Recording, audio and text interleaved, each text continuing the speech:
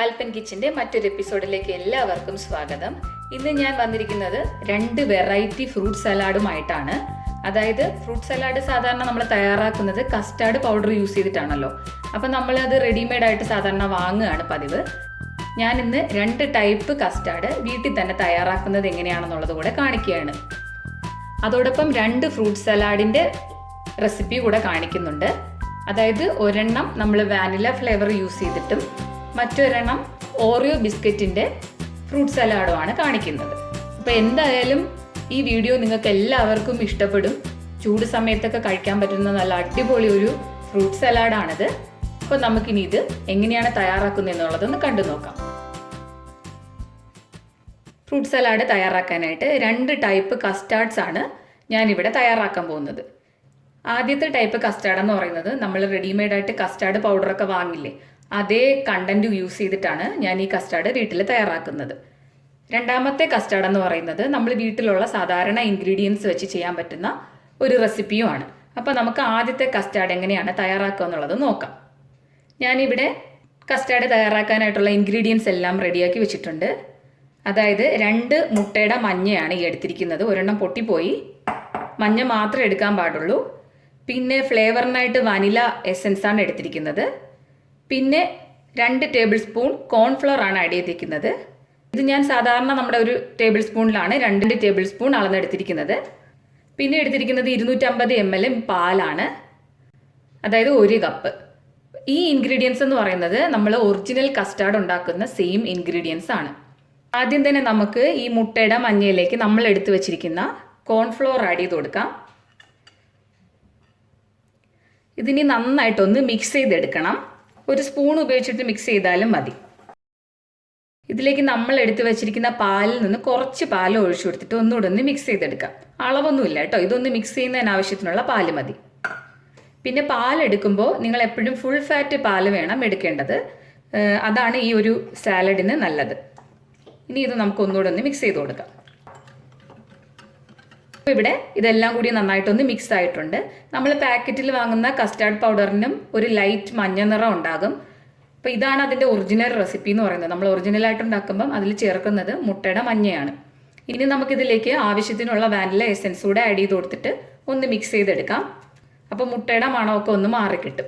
Vanilla essence ഉള്ളവർ ഒരു 1/2 teaspoon add ചെയ്ത് കൊടുക്കണം. ഇതെനിക്ക് അല്പം കോൺസെൻട്രേറ്റഡ് ആയതുകൊണ്ട് ഞാൻ 1-2 ഡ്രോപ്സ് മാത്രമേ ഒഴിക്കുന്നുള്ളൂ. ഇനി നമുക്കിത് ഒന്നുകൂടെ ഒന്ന് മിക്സ് ചെയ്യാം. ഈ മിക്സ് നമുക്കിനി ഇവിടെ മാറ്റി വെക്കാം. നമുക്കിനി പാലൊന്ന് ചൂടാക്കി എടുക്കാം. പാല് ചെറുതായിട്ടൊന്ന് ചൂടായിട്ടുണ്ട്. അപ്പോൾ ഈ ഒരു സമയത്ത് നമുക്ക് ഈ ഒരു മിക്സ് ഇതിലേക്ക് ആഡ് ചെയ്ത് കൊടുക്കാം. എന്നിട്ടിത് നല്ലപോലെ ഇളക്കി കൊടുക്കണം, അല്ലാന്നുണ്ടെങ്കിൽ പെട്ടെന്ന് അടി പിടിക്കും. ഈ മിക്സ് ഇട്ട് കൊടുത്തപ്പോൾ തന്നെ ഇതൊന്ന് കുറുകി വന്നിട്ടുണ്ട്. ഇത് പെട്ടെന്ന് കുറുകി വരും. ഒത്തിരി കുറുകി വരുന്നതായിട്ട് നിങ്ങൾക്ക് തോന്നുവാണെങ്കിൽ ഇച്ചിരി കൂടി പാൽ ആഡ് ചെയ്ത് കൊടുത്താൽ മതി. എന്നിട്ട് ഇതുപോലെ ഒന്ന് ഇളക്കിയെടുക്കുക. ഇതിലേക്ക് നമുക്കൊരു 3 ടേബിൾ സ്പൂൺ പഞ്ചസാര കൂടെ ആഡ് ചെയ്ത് കൊടുത്തിട്ട് ഒന്ന് മിക്സ് ചെയ്തെടുക്കാം. ഇപ്പം നമ്മുടെ ഒറിജിനൽ കസ്റ്റാർഡ് ഇവിടെ തയ്യാറായിട്ടുണ്ട്. അപ്പോൾ ഈ ഒരു കൺസിസ്റ്റൻസി ആകുമ്പോഴത്തേക്ക് നമ്മൾ സ്റ്റൗ ഓഫ് ചെയ്ത് കഴിഞ്ഞ് പാത്രം അടുപ്പത്ത് നിന്ന് എടുത്തു മാറ്റണം. ഇതിന് നമുക്ക് നല്ലോണം ഈ തവി കൊണ്ട് തന്നെ മിക്സ് ചെയ്തിട്ട് ഈ കട്ടകളൊക്കെ ഒന്ന് ഉടച്ചെടുക്കണം. ഇപ്പം നമുക്ക് പറ്റുന്നത്ര കട്ടി പിടിച്ച് കിടക്കുന്നതെല്ലാം നമ്മൾ ഇതൊന്ന് ഒഴിച്ചിട്ട് ഉടച്ചെടുത്തിട്ടുണ്ട്. അപ്പോൾ ഇനി ഇത് നമുക്ക് തണുക്കാനായിട്ട് മാറ്റി വെക്കാം.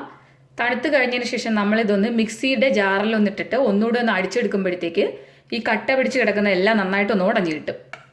ഈ ഒരു കസ്റ്റാർഡ് തയ്യാറാക്കാനായിട്ട് ആകെ 1 മിനിറ്റോളമേ ഞാൻ എടുത്തിട്ടുള്ളൂ. അത്രയ്ക്ക് എളുപ്പത്തിൽ നമുക്ക് ഒറിജിനൽ കസ്റ്റാർഡ് വളരെ ടേസ്റ്റി ആയിട്ട് തയ്യാറാക്കാം. അതുപോലെ തന്നെ ഷുഗർ കൂടുതൽ വേണമെന്നുള്ളവർക്കും നിങ്ങളുടെ ഇഷ്ടത്തിനനുസരിച്ച് ഷുഗർ ഇതിൽ ആഡ് ചെയ്ത് കൊടുക്കാവുന്നതാണ്. നമുക്കിനി ഇതൊന്ന് റൂം ടെമ്പറേച്ചറിൽ തണുക്കാനായിട്ട് മാറ്റി വെക്കാം. ഇപ്പോൾ നമ്മുടെ കസ്റ്റാർഡ് ഒന്ന് റൂം ടെമ്പറേച്ചറിൽ തണുത്തിട്ടുണ്ട്. നമ്മൾ ഈ കസ്റ്റാർഡ് തയ്യാറാക്കുമ്പോൾ കുറച്ചൊന്ന് കുറുകി കിട്ടിയാൽ മതി. കാരണം തണുത്ത് കഴിയുമ്പോൾ അത് വീണ്ടും കുറച്ചുകൂടി ഒന്ന് കുറുകും. ഇപ്പം ഞാനിതെല്ലാം കൂടി അടിച്ചെടുത്തിട്ടുണ്ട്. അടിച്ചെടുത്ത് കഴിയുമ്പം ഈ കസ്റ്റാർഡ് കുറച്ചുകൂടി ഒന്ന് ലൂസായിട്ട് കിട്ടും. ഞാനിനി ഇത് ഒരു ബൗളിലേക്ക് മാറ്റുകയാണ്. ഇപ്പം നമ്മുടെ ഒരു ടൈപ്പ് ഒറിജിനൽ കസ്റ്റാർഡ് റെഡി ആയിട്ടുണ്ട്. ഇനി നമുക്കിത് ഒരു സൈഡിലേക്ക് മാറ്റി വെക്കാം. നമുക്കിനി അടുത്ത ടൈപ്പിലേക്ക് പോവാം. അടുത്ത ടൈപ്പ് കസ്റ്റാർഡ് തയ്യാറാക്കാനായിട്ട് ഞാനിവിടെ എടുത്തിരിക്കുന്ന ഇൻഗ്രീഡിയൻസ് എന്ന് പറയുന്നത് നേരത്തെ എടുത്തതുപോലെ 250 ml പാലാണ്. അത് ഞാൻ ചെറുതായിട്ടൊന്ന് ചൂടാക്കിയിട്ടുണ്ട്. കാരണം നമ്മൾ ഇതിലേക്കൊന്ന് നേരത്തെ പോലെ മിക്സ് ചെയ്തെടുക്കണം. അപ്പം ഞാൻ ഇതിലിപ്പോൾ എടുത്തിരിക്കുന്നത് ഗോതമ്പ് മാവാണ്. ഗോതമ്പ് മാവും ഫ്ലേവറിനായിട്ട് 2 ഏലക്ക പൊടിച്ചിട്ട് കൊടുത്തിട്ടുണ്ട്. ഗോതമ്പ് മാവ് നമ്മൾ മിക്സ് ചെയ്ത് എടുക്കുമ്പോൾ ചെറിയ ചൂടുപാലാണെങ്കിൽ പെട്ടെന്ന് അത് മിക്സായി കിട്ടും. ഇല്ലാന്നുണ്ടെങ്കിൽ ഇടയ്ക്ക് ഇങ്ങനെ കട്ട പിടിച്ചു പോകും. അതുകൊണ്ടാണ് ഞാൻ പാലൊന്ന് ചെറുതായിട്ട് ചൂടാക്കി വെച്ചേക്കുന്നത്. അപ്പോൾ ഇനി നമ്മൾ നേരത്തെ മിക്സ് ചെയ്തതുപോലെ ഗോതമ്പ് മാവിൽ കുറച്ച് പാലൊഴിച്ചിട്ട് മിക്സ് ചെയ്തെടുക്കാം.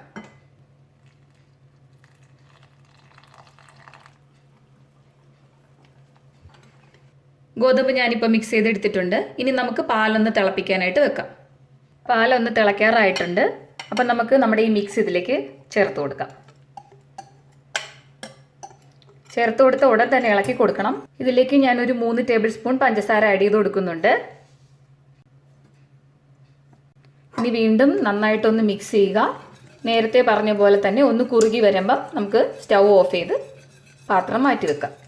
അങ്ങനെ നമ്മുടെ രണ്ടാമത്തെ കസ്റ്റാർഡും ഇവിടെ തയ്യാറായി കഴിഞ്ഞു. അപ്പോൾ ഇതിൽ ഗോതമ്പ് മാവ് കട്ടി പിടിച്ച് കിടപ്പുണ്ട്. അത് നമ്മൾ നേരത്തെ ചെയ്ത പോലെ ഇതൊന്ന് തണുത്തതിന് ശേഷം മിക്സിയുടെ ജാറിലൊന്ന് അടിച്ചെടുക്കണം. രണ്ടാമത്തെ കസ്റ്റാർഡും റൂം ടെമ്പറേച്ചറിൽ തണുത്ത ശേഷം ഞാൻ മിക്സിയിലൊന്ന് അടിച്ചെടുത്തിട്ടുണ്ട്.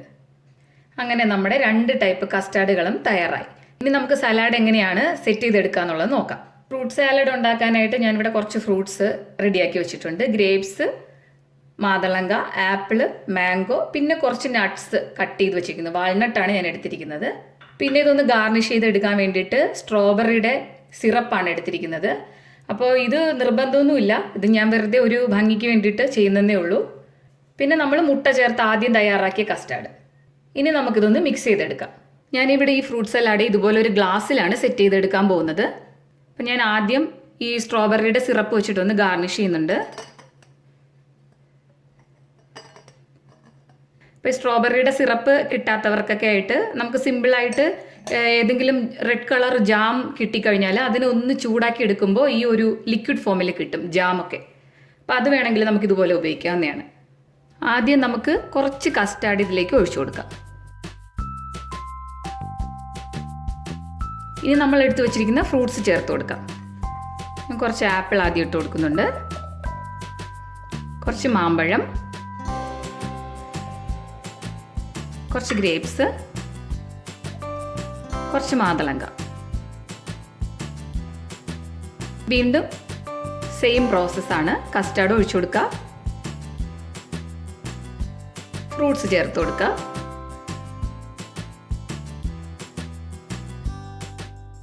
ഏറ്റവും മുകളിലായിട്ട് കുറച്ച് നട്ട്സ് ഇട്ട് കൊടുക്കുക. ഇതാണ് ബേസിക് ആയിട്ടുള്ള ഫ്രൂട്ട് സാലാഡിൻ്റെ റെസിപ്പി എന്ന് പറയുന്നത്. നമുക്കിത് ഇങ്ങനെ തന്നെ കഴിക്കാവുന്നതാണ്. അപ്പോൾ ഇതിൻ്റെ കൂടൊപ്പം തന്നെ വാനില ഐസ്ക്രീം ഉണ്ടെങ്കിൽ അതിനെ ഒരു സ്പൂൺ ഇതിൻ്റെ മുകളിൽ വെച്ചിട്ട് അതും കൂടി കഴിക്കുകയാണെന്നുണ്ടെങ്കിൽ ഭയങ്കര ടേസ്റ്റ് ആയിരിക്കും.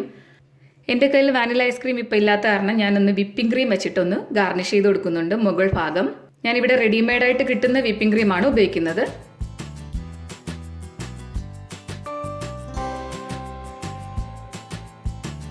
അങ്ങനെ നമ്മളെ ഒരു ഫ്രൂട്ട് സലാഡ് ഇവിടെ തയ്യാറായിട്ടുണ്ട്.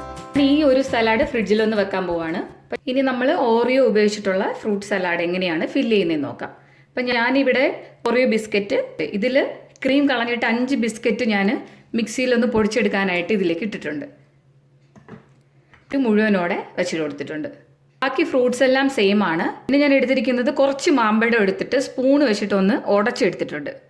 പിന്നെ ചോക്ലേറ്റിൻ്റെ സോസാണ് എടുത്തിരിക്കുന്നത്. ഞാൻ നേരത്തെ പറഞ്ഞ പോലെ നമ്മൾ ഗോതമ്പ് മാവിൽ തയ്യാറാക്കിയെടുത്ത കസ്റ്റാർഡ്. അപ്പോൾ ആദ്യം ഞാൻ ഈ ബിസ്ക്കറ്റ് ഒന്ന് പൊടിച്ചെടുക്കുകയാണ്. ഇപ്പോൾ ബിസ്ക്കറ്റ് എല്ലാം ഞാൻ പൊടിച്ചെടുത്തിട്ടുണ്ട്. ഇനി നമുക്കിത് സെറ്റ് ചെയ്യാം. ഇതിന് വേണ്ടിയും ഞാൻ ഇതുപോലെ ഒരു ഗ്ലാസ് തന്നെയാണ് എടുത്തിരിക്കുന്നത്. ആദ്യം ഞാൻ ചോക്ലേറ്റ് സിറപ്പ് വെച്ചിട്ടൊന്ന് ഗാർണിഷ് ചെയ്ത് കൊടുക്കാം. ആദ്യം നമ്മൾ ചേർത്ത് കൊടുക്കുന്നത് നമ്മൾ പൊടിച്ചെടുത്ത ഓറിയോ ബിസ്ക്കറ്റാണ്. ഇനി നമുക്കിതിലേക്ക് നമ്മൾ ഗോതമ്പിൽ തയ്യാറാക്കി വെച്ചിരുന്ന കസ്റ്റാർഡ് ചേർത്ത് കൊടുക്കാം. ഇനി ഫ്രൂട്ട്സ് ചേർത്ത് കൊടുക്കാം. ഉടച്ചു വെച്ചിരുന്ന മാമ്പഴത്തിൽ കുറച്ച് കസ്റ്റാർഡ് ചേർത്തൊന്ന് ഇളക്കി കൊടുക്കണം. ഇനി നമ്മൾ ഈ ഗ്ലാസ്സിലേക്ക് നമ്മൾ ഈ ചെയ്തെടുത്ത മാമ്പഴത്തിൻ്റെ മിക്സ് ചേർത്ത് കൊടുക്കണം. ഈ മാമ്പഴം ഇങ്ങനെ നമ്മൾ മിക്സ് ചെയ്തെടുക്കുന്നത് ഭയങ്കര ടേസ്റ്റാണ് സാലഡിന്. ഇനി നമ്മൾ ഇതിൻ്റെ പുറത്ത് നോർമൽ കസ്റ്റാർഡ് ഒഴിച്ചു കൊടുക്കാം. വീണ്ടും നമുക്ക് ഈ സെയിം പ്രോസസ്സ് തന്നെ റിപ്പീറ്റ് ചെയ്യാം. ഏറ്റവും മുകളിലായിട്ട് നമ്മൾ നേരത്തെ പൊടിച്ചു വെച്ചിരുന്ന ഓറിയോ ബിസ്ക്കറ്റിൻ്റെ കുറച്ച് ബാക്കി ഇരുന്നത് ചേർത്ത് കൊടുക്കാം. കുറച്ച് നട്ട്സ്, അടുത്ത ഫ്രൂട്ട് സലാഡും ഇവിടെ തയ്യാറായി കഴിഞ്ഞു. നമുക്കിങ്ങനെ വേണമെങ്കിലും കഴിക്കാം. പിന്നെ ഞാൻ നേരത്തെ ചെയ്തതുപോലെ വിപ്പിംഗ് ക്രീം വെച്ചിട്ടൊന്ന് ഗാർണിഷ് ചെയ്തെടുക്കുന്നതേ ഉള്ളൂ. ഇതിൻ്റെ മുകളിലേക്ക് നമ്മൾ നേരത്തെ മുഴുവനായിട്ട് എടുത്തു വെച്ചിരുന്ന ബിസ്ക്കറ്റിനെ നമുക്കൊന്ന് മുറിച്ചിട്ട് വെച്ചു കൊടുക്കാം. ഒരെണ്ണം മുഴുവനായിട്ട് വെച്ചു കൊടുക്കാം. ഇപ്പം നമ്മുടെ രണ്ടാമത്തെ ഫ്രൂട്ട് സലാഡും തയ്യാറായി കഴിഞ്ഞു. ബാക്കി ഉണ്ടായിരുന്ന ഫ്രൂട്ട്സും ഓറിയോ ബിസ്ക്കറ്റ്സും എല്ലാം വെച്ചിട്ട് ഞാൻ കസ്റ്റാർഡ് ഇരുന്ന ബൗളിൽ തന്നെ ഫ്രൂട്ട് സലാഡ് സെറ്റ് ചെയ്തെടുത്തു. അങ്ങനെ നമ്മുടെ 2 ഫ്രൂട്ട് സലാഡ്സും ഇവിടെ റെഡിയായി കഴിഞ്ഞു. ഇത് വളരെ ടേസ്റ്റി ആയിട്ടുള്ള ചൂട് കാലത്തൊക്കെ കഴിക്കാൻ പറ്റുന്ന ഒരു സൂപ്പർ റെസിപ്പിയാണ്. ഇതെല്ലാവരും ട്രൈ ചെയ്ത് നോക്കുക. നിങ്ങൾക്ക് ഈ റെസിപ്പി ഇഷ്ടമായെന്നുണ്ടെങ്കിൽ നിങ്ങൾ മറ്റുള്ളവർക്ക് കൂടെ ഷെയർ ചെയ്യാനും മറക്കരുത്. എൻ്റെ ചാനൽ ഇതുവരെ സബ്സ്ക്രൈബ് ചെയ്തിട്ടില്ലാത്തവർ ദയവായി ഒന്ന് സബ്സ്ക്രൈബ് കൂടെ ചെയ്യൂ. ലൈക്ക് ചെയ്യണം, കമൻറ്റ് ചെയ്യണം. അടുത്ത എപ്പിസോഡിൽ മറ്റൊരു വീഡിയോ ആയിട്ട് നമുക്ക് വീണ്ടും കണ്ടുമുട്ടാം.